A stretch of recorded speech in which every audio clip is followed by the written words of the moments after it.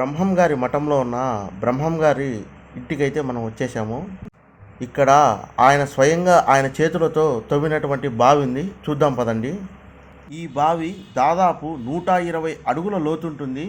ఈ బావిని ఆయన ఒక్క రోజులోనే జింక కొమ్ముతో తవ్వాడని ఇక్కడి ప్రజలు మనకు చెప్తూ ఉన్నారు. ఒకసారి ఆ బావి చూడండి.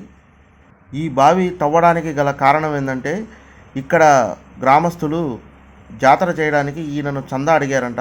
ఈయన దగ్గర ఆర్థిక పరిస్థితి సరిగా లేదని వాళ్ళకు చెప్పడంతో వాళ్ళు కోపించి ఈయన ఏ బావిలోనూ నీళ్లు తీసుకోకూడదని ఊరి పెద్దలు హుకుం జారీ చేశారు.